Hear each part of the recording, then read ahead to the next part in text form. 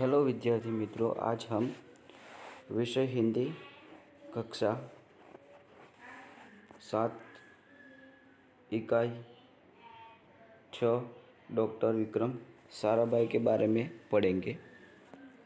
हमारे जीवन को सुविधापूर्ण बनाने में वैज्ञानिकों का प्रमुख योगदान रहा है। प्रस्तुत इकाई हमें विक्रम साराभाई जैसे अद्भुत व्यक्तित्व से परिचित कराती है, जिन्होंने विज्ञान, प्रायोगिक शिक्षा, उद्योग, वाणिज्य, व्यवसाय प्रबंध आदि अनेक क्षेत्रों में देश की प्रगति के लिए उल्लेखनीय कार्य किया है। उनके जीवन की घटनाओं से प्रेरित होकर अवलोकन, परीक्षण व परिश्रम से वैज्ञानिक दृष्टिकोण विकसित कर हम भी महान वैज्ञानिक बन सकते हैं और मानव जाति की अनुपम सेवा कर सकते हैं।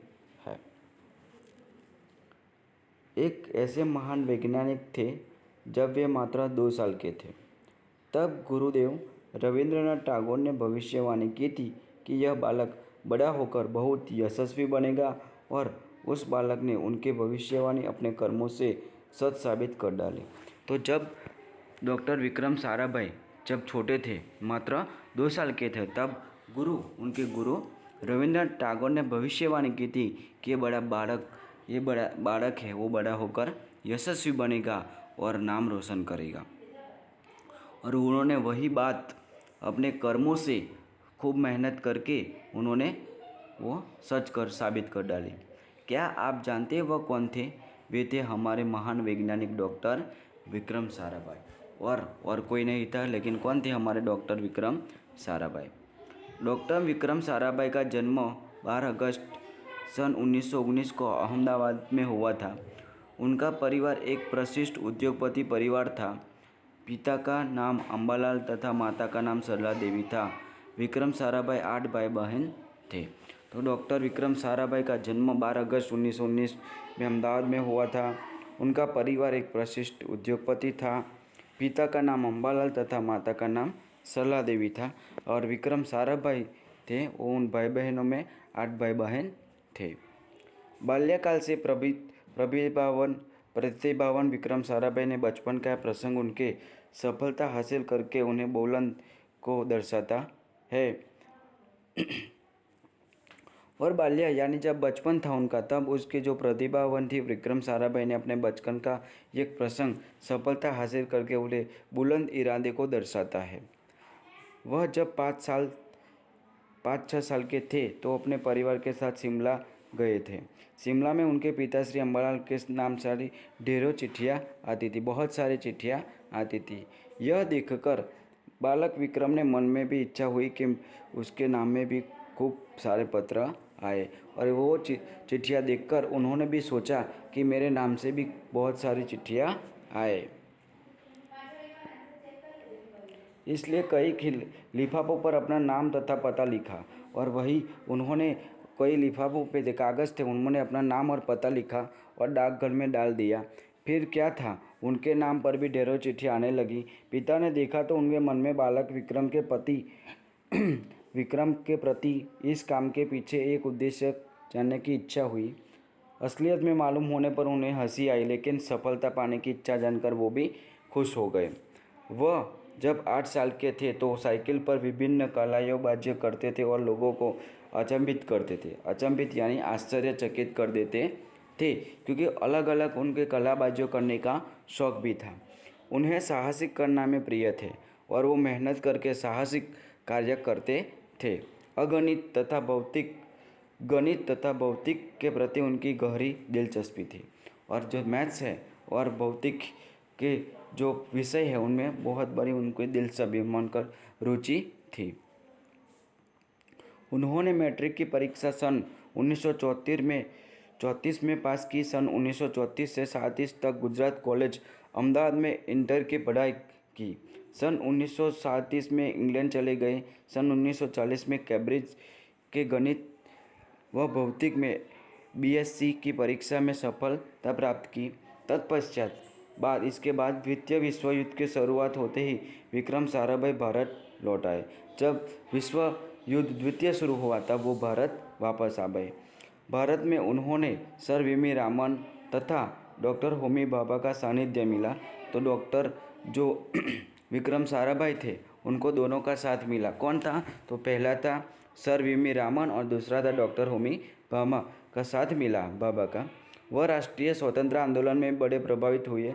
सन 1942 में वह मृणालिनी स्वामीनाथन के साथ विवाह सूत्र में बंधे और उन्होंने 1942 में मृणालिनी नाम की जो स्त्री थी उसके साथ उन्होंने शादी की।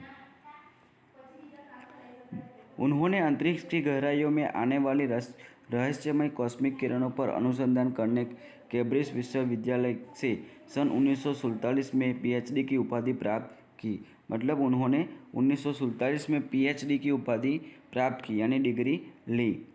ब्रह्मांड तथा सौरमंडल से कई जटिल प्रश्नों का प्रायोगिक हल निकालने का श्रेय डॉक्टर विक्रम साराभाई को प्राप्त होता है। जो हमारा ब्रह्मांड है सौरमंडल, इसमें कई जटिल यानी बहुत ऐसे क्वेश्चन है, जो प्रश्न है वो प्रायोगिक हल यानी कि उनका हल निकालना है, उसको काम करके अच्छा करना है। वैसे जो क्वेश्चन है उसमें वो डॉक्टर विक्रम साराभाई है वो सफल हुए। वह उन्हीं का सुझाव था कि कॉस्मिक किरणों पर प्रयोग के लिए हिमालय की ऊंची चोटियां सर्वाधिक उपयुक्त या अनुकूल होगी। इसलिए भारत सरकार ने गुलमर्ग में एक वैज्ञानिक उपकरण से सेल का एक प्रयोग स्थापित किया। और जो गुलमर्ग यानी कश्मीर में जो आया हुआ है, तो वहाँ पे वैज्ञानिक उपकरण से सेल एक प्रयोगशाला स्थापना की। डॉक्टर विक्रम साराभाई ने निजी प्रयासों से बहुत से नाना छोटे छोटे प्रयासों से यानी उन्होंने 1947 में भौतिक अनुसंधान प्रयोगशाला अहमदाबाद में स्थापित हुई, जिससे वह आजन्म संबंध रहे। जब तक वो जिए तब तक उनका संबंध वहाँ पे रहे और काम भी किया। साथ ही उन्होंने देश में वस्त्र उद्योग की तकनीकी समस्याओं से हल निकालने के लिए उद्देश्य की अहमदाबाद में भी टेक्सटाइल इंडस्ट्री रिसर्च एसोसिएशन की आधारशिला रखी और अहमदाबाद में भी वो काम करने लगे। और जो तकनीकी थी टेक्सटाइल इंडस्ट्रीज रिसर्च, उसमें भी काम करने लगे, उनका भी वो आधार था। भौतिक अनुसंधान प्रयोगशाला डॉक्टर विक्रम साराभाई परमाणु शक्ति, अंतरिक्ष स्वीकरणीय, सूर्य, ग्रह, तारा, प्लाज्मा, भौतिक और खगोज पर वह कार्य करते थे। तो ये सारे जो अंतरिक्ष से विकिरण है, सूर्य, ग्रह, तारा, वो सब में उन्होंने काम करते थे। सन 1961 में वह परमाणु ऊर्जा आयोग के सदस्य बन गए और सन 1961 में वह परमाणु ऊर्जा के अयोग्य सदस्य यानी सभ्य बना गए। डॉक्टर भामा की मृत्यु के पश्चात डॉक्टर भामा की मृत्यु हुई। इसके बाद परमाणु ऊर्जा संस्थानों का भार युवा वैज्ञानिक डॉक्टर विक्रम साराभाई के कंधों पर आ गया और भामा की जब मृत्यु हो गई तो सारी जिम्मेदारी डॉक्टर विक्रम भाई के साथ पर आ गई। उन्होंने भारतीय अनुसंधान केंद्र का गठन किया। डॉक्टर विक्रम साराभाई इसके पहले अध्यक्ष बने। वह उनकी अगुवाई एवं अथक परिश्रम के परिणाम था। उन्होंने बहुत सारी इतनी मेहनत की, इसलिए उन्होंने अथक परिश्रम के कारण ये परिणाम मिला कि उसको क्या अध्यक्ष बनाया गया। भारत में दूरसंचार, दूरदर्शन या मौसम विज्ञान के लिए प्रक्षेपित होने के उपग्रह अंतरिक्ष में सफलतापूर्वक कार्य कर रहे हैं। डॉक्टर विक्रम साराभाई ने अपना संपूर्ण जीवन भारत तथा विज्ञान के समग्र विकास के लिए समर्पित कर दिया। और डॉक्टर विक्रम साराभाई थे तो उनका जो संपूर्ण जीवन था विज्ञान में और भारत का विकास करने में समर्पित कर दिया था। भारत के विकास में उत्कृष्ट योगदान के लिए उन्हें कई राष्ट्रीय और अंतर्राष्ट्रीय सम्मान भी मिला था। सन 1962 में उन्होंने डॉक्टर शांति स्वरूप भटनागर पुरस्कार, सन 1966 में पद्म भूषण, सन 1972 में मरणोत्तर पद्म विभूषण जैसे अलंकारों के नवाजा गया। मतलब ऐसे उन्होंने इनाम प्राप्त हुए थे और पुरस्कार भी मिले थे। निशस्त्रीकरण से संबंधित कई महत्वपूर्ण अंतर्राष्ट्रीय संस्थाओं में भारत के प्रतिनिधि बने रहे। डॉक्टर विक्रम साराभाई सन 1966 में international council of scientific union के सदस्य भी बने। सन 1968 में संयुक्त राष्ट्र संघ के यूनेस्को के विज्ञान विभाग के अध्यक्ष बने। उन्होंने इंडियन जियोलॉजिकल यूनियन का प्रमुख भी बनाया गया और इसके बाद अध्यक्ष बने यूनेस्को के अध्यक्ष बने और इंडियन जियोलॉजिकल यूनियन का भी उन्होंने प्रमुख यानी हेड बनाया गया। डॉक्टर विक्रम साराभाई सन 1970 में विनया शांति अंतर्राष्ट्रीय अनुमंच के 14वीं परिषद के प्रमुख बने। सन 1971 में संयुक्त राष्ट्र संघ के परिषद के उपाध्यक्ष व बाद में विज्ञान विभाग में भी अध्यक्ष बन गए। એટલે बहुत सारे विभाग में उन्होंने हेड बनाया गया।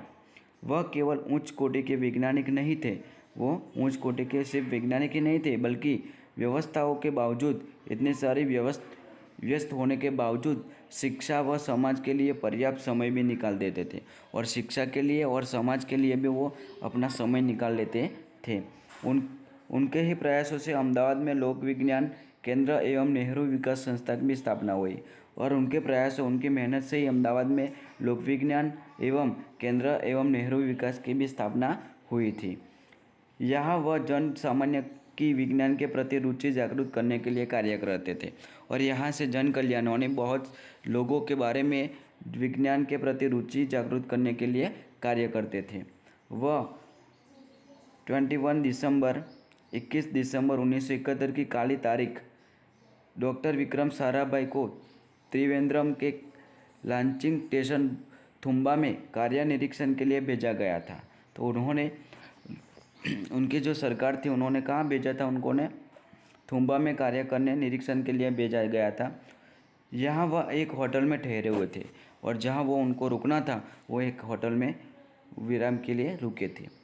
यही हृदय की गति रुकने से उनकी मृत्यु हो गई और वहाँ पर हार्ट अटैक आने से उनकी मृत्यु हो गई। उनके निधन से विज्ञान में नित नए आयामों को जोड़ने वाला एक जीवन चक्र सदा के लिए रुक गया। ऐसी महान प्रतिमा को सत नमन करते हैं। और वहाँ बहुत सारे उन्होंने कार्य किए, नित नए आयामों को जोड़ने वाले, नया नया कुछ करने का उन्होंने वैज्ञानिक का एक रुचि थी। उन्होंने ये चक्र जो घूम रहा था, फैल रहा था, वैसी तरह उनकी मृत्यु के बाद उनका ये चक्र रुक गया और ऐसी महान प्रतिमा को सत नमन करते हैं और ऐसे महान वैज्ञानिक को हम बार बार प्रणाम करते हैं। और यहाँ पर हम भाषा सत्ता देखते हैं। यह किताब है लड़का गेंद खेल रहा है, दरवाजे पर कोई है, प्रीति के पास कुछ तो है। फिर नीचे है किताब किसकी है, कौन खेल रहा है, दरवाजे पर कौन है, प्रीति के पास क्या है। उपरोक्त वाक्य 1 और 2 में आप व्यक्ति या वस्तु का नाम बता सकते हैं, लेकिन वाक्य 3 और 4 में आप निश्चय व्यक्ति का वस्तु या नाम नहीं बता सकते हैं, क्योंकि दरवाजे पर कोई भी हो सकता है, प्रीति के पास कुछ भी हो सकता है। निश्चयवाचक सर्वनाम। पहले 2 वाक्यों में निश्चयता है, अतः जिस सर्वनाम के द्वारा किसी पास या दूर की वस्तु या व्यक्ति का निश्चय रूप बोध कराया जाए उसे निश्चयवाचक सर्वनाम कहते हैं। जैसे कोई वर्ष होते यह वह। दूसरा है अनिश्चयवाचक सर्वनाम। तीसरे और चौथे वाक्य में अनिश्चितता है, अतः किसी वस्तु या निश्चय व्यक्ति या वस्तु का निश्चय न हो तब अनिश्चयवाचक होता है। जैसे कोई, कुछ, वैसी तरह जो वर्ड्स होते हैं तो उसे हम अनिश्चयवाचक सर्वनाम कहते हैं। तो इसी के साथ हमारा ये लेसन समाप्त होता